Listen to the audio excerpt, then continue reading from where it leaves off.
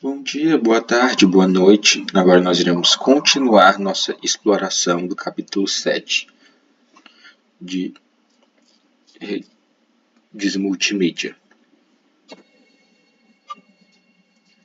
Então, falando sobre o RTP, o Real Time Protocol, protocolo que especifica a estrutura de pacote para transportar dados de áudio e vídeo.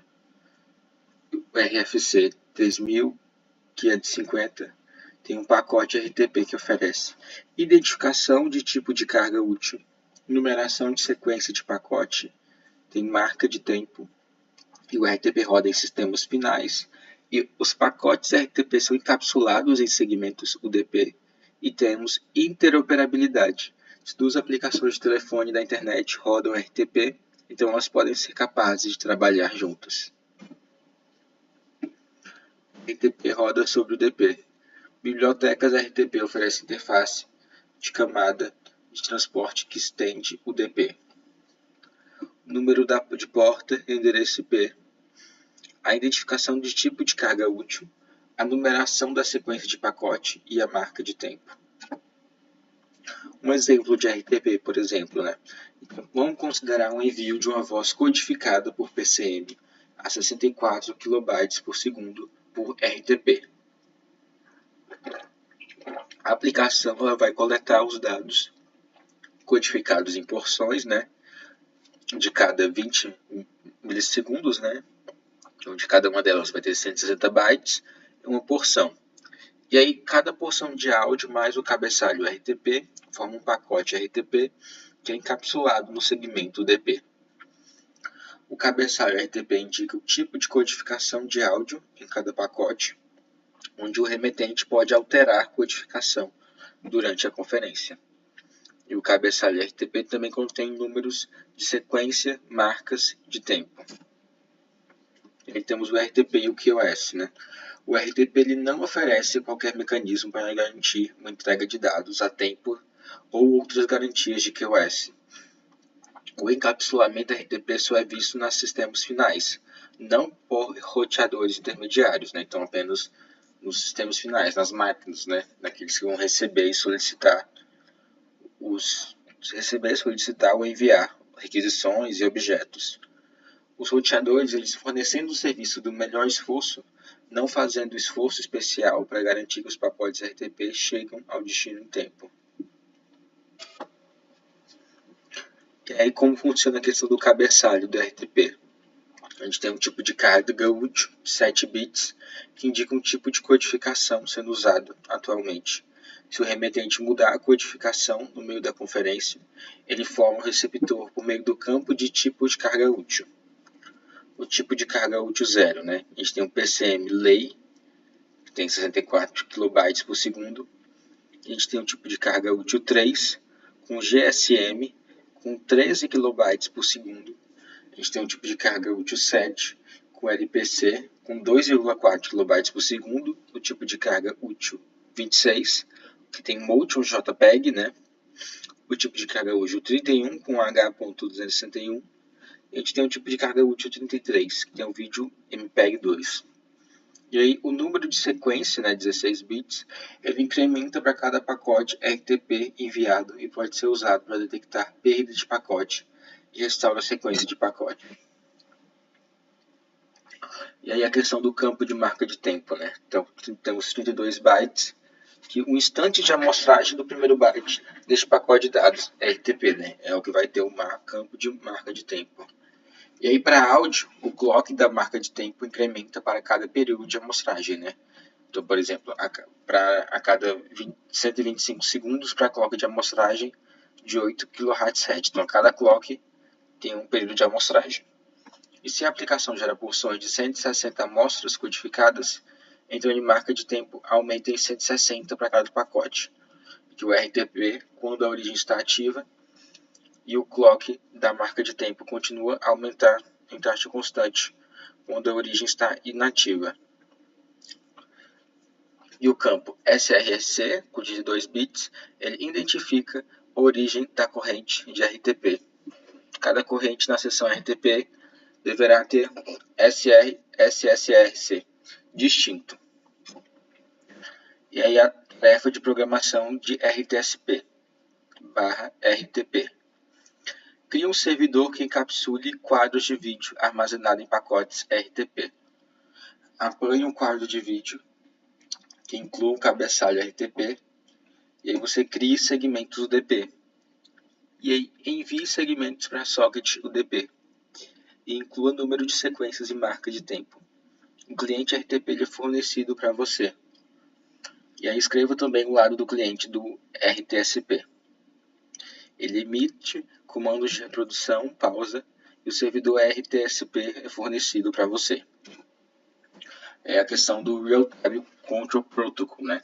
Ele funciona em conjunto com o RTP e é um protocolo em que cada participante na sessão RTP transmite periodicamente pacotes de controle RTSP a todos os outros participantes. E cada pacote RTSP contém relatório de remetente e o receptor. E aí a estatística de relatório, né? Elas são úteis a aplicações, tem um hashtag, né? O jogo tá velho. O pacote enviado, vírgula, hashtag, pacotes perdidos, jitter entre chegadas. E as informações de retornos podem ser controladas e usadas para controlar desempenho, né? Então o remetente ele pode modificar suas transmissões com base nas informações. E aí cada seção RTP, normalmente, ela tem um único endereço multicache. Todos os pacotes RTP, RTCP pertencentes à seção utilizam endereço multicache. E os pacotes RTP, RTCP são distinguidos um do outro por números de pacotes distintos. E aí para alimentar o tráfego, cada participante reduz o tráfego RTCP à medida que o número de participantes de conferência aumenta. E aí os pacotes RTCP, o pacote de relatório do receptor. A fração de pacotes perdidos entre o último número de sequência, o jitter médio entre chegadas, e aí os pacotes de relatório de remetente, né? O SSRC da corrente RTP tem a hora atual, o número de pacotes enviados, o número de bytes enviados, e aí o pacote de descrição de fonte. E o endereço de e-mail do remetente, o nome do remetente, né? E o SRC da corrente RTP associada. Oferece mapeamento entre o SRC e o nome do usuário, hospedeiro. E aí a questão da sincronização de correntes, né? Então a gente tem a questão do RTP e do RTCP, né? O RTCP ele pode sincronizar diferentes correntes de mídia dentro de uma mesma seção RTP. E aí, se a gente considerar uma aplicação de videoconferência, por exemplo, para qual cada remetente gera uma corrente RTP para vídeo, uma para áudio, aí a marca de tempo em pacotes RTP ligados ao clock de amostragem de vídeo e áudio, que não é ligada à hora de um relógio comum, né? Então, se você tem ali várias correntes RTP, elas podem ser orquestradas pelo RTCP, né? E aí, cada pacote do relatório do remetente RTP contém, para cada pacote gerado mais recentemente na corrente RTP associada, tem uma marca de tempo do pacote RTP, tem o horário em que o pacote foi criado. Os receptores usam a associação para sincronizar a reprodução do vídeo e de áudio. E aí a questão da escalabilidade da largura de banda do RTCP. O RTCP ele tenta limitar seu tráfego a 5% da largura de banda da sessão. Então, um exemplo. Considere um remetente enviado vídeo a 2 MB por segundo. Então, o RTCP tenta limitar seu tráfego a 100 KB por segundo. O RTCP ele oferece 75% de taxa aos receptores e 20% restante ao remetente. E aí, desses 75 KB é igualmente compartilhado entre os receptores. Então, se a gente tiver R receptores, né, o número vai ser uma variável, cada receptor consegue enviar tráfego RTCP a 75 dividido por R KB, porque eles são distribuídos igualmente, né? Então, se tem 3 receptores, 25 KB para cada. E o remetente ele consegue enviar tráfego RTCP a 25 KB por segundo. E aí o participante ele determina o período de transmissão de pacote RTCP, calculando o tamanho médio do pacote RTCP pela sessão inteira e dividido pela taxa alocada. E aí o SIP, né? O Session Initiation Protocol. Aí a visão a longo prazo do SIP. Todas as ligações telefônicas e de videoconferência ocorrem pela internet. E aí as pessoas são identificadas por nomes ou endereços de e-mail, né? Então, numa videochamada, é assim que o sistema reconhece diferentes pessoas, identifica elas. E aí você pode alcançar o receptor, não importa onde ele esteja ou o endereço IP que ele esteja usando atualmente.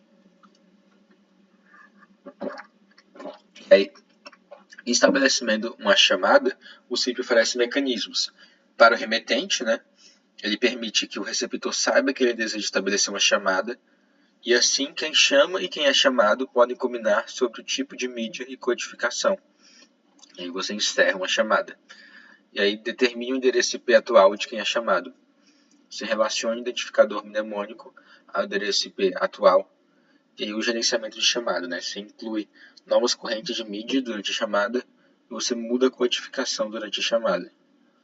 O convite outros, né? Você pode convidar outros e transfere e retém a chamada. E aí estabelecendo a chamada para o endereço IP conhecido. A mensagem de convite SIP, né, de Alice, ela indica seu número de porta, o endereço IP e a codificação que ela prefere receber. E enviada uma mensagem OK, 200 OK de Bob, por exemplo, né? Então, se Alice enviou uma mensagem SIP de convite, Bob enviou uma mensagem de resposta 200, né? OK. O seu endereço de porta, endereço IP e codificação preferida, por exemplo, GSM. E aí, a partir disso, as mensagens SIPs podem ser enviadas por TCP ou por DP. E nesse caso, por exemplo, vamos considerar RTP UDP. E aí, estabelecendo uma chamada, mais, né? A negociação codec. Suponha que Bob não tenha codificador PCMLay. E aí o Bob responderá com 606 not acceptable reply, listando seus codificadores, né? E a Alice pode, então, enviar nova mensagem invite, anunciando o codificador diferente. E aí, rejeitando uma chamada, o Bob pode rejeitar com respostas busy, gone, payment required ou forbidden, por exemplo. E aí a mídia pode ser enviada por RTP ou algum outro protocolo. E aí, exemplo de mensagem SIP. E aí, invite SIP, o Bob Domain, por exemplo, dá uma mensagem SIP, por exemplo, né? Uma mensagem de convite, enviando para Bob, para ver se ele aceita o estabelecimento de uma conexão, de enviar pacote SIP. E aí, aqui a gente não sabe o endereço IP de Bob. Os servidores SIP intermediários, eles são necessários exatamente para ter esse reconhecimento do endereço IP de Bob. E aí a Alice envia a mensagem usando a porta default, né, do SIP, que é o 5060. E aí a partir da resposta que vai ser feita uma especificação, né? A Alice especifica na via, né? O cabeçalho de cliente SIP envia, recebe mensagem SIP por UDP. E aí a questão da tradução de nome e localização de usuário. Quem chama receptor só tem nome ou endereço de e-mail de quem ele quer. E aí ele precisa obter o endereço IP do hospedeiro atual de quem é chamado. Aí o usuário ele se movimenta, então o protocolo DHCP, e o usuário tem dispositivos IP diferentes. Então, por exemplo, um IPC, um PDA, um dispositivo de carro, né? O mesmo usuário tem diferentes dispositivos e cada um com IPs diferentes. O resultado ele pode ser baseado em hora do dia, né? Então, por exemplo, trabalho e casa, vai depender do horário onde ele está. Quem chama, né? Não quer que a chefe ligue para sua casa. O estado de quem é chamado, né? Chamadas enviadas a correio de voz quando já estiver falando com alguém. Então, como não tem a questão específica, né, de endereço IP, para saber qual o endereço IP no momento atual, é fazer essa verificação, né, da hora do dia, de quem chama, do estado de quem é chamado, e assim vai. E a entidade registradora SIP, o endereço proxy SIP. A entidade registrada SIP, né? Quando o Bob inicia cliente SIP, o cliente envia a mensagem registro do SIP ao servidor de registro de Bob, semelhante à função necessária no instance message. E a questão do proxy SIP, né? A Blitz ela envia mensagem de convite ao seu servidor proxy e ela contém, por exemplo, o endereço SIP do Bob, né? bob@domain.com.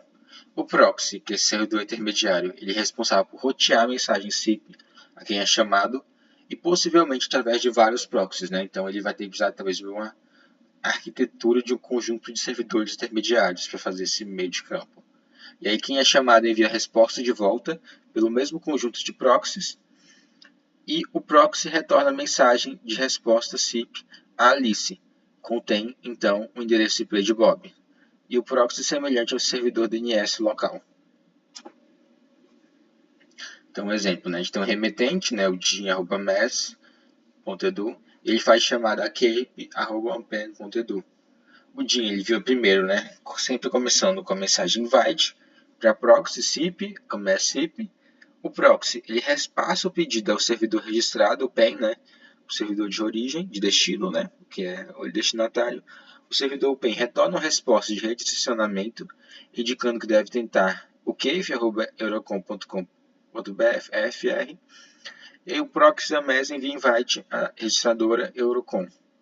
A registradora Eurocom repassa invite a 197.87.54.21, que está rodando o cliente SIP de Cave. E a resposta SIP enviada de volta. E a MIT enviada diretamente dos clientes. Nota também é uma mensagem ACK do SIP, que não aparece na figura.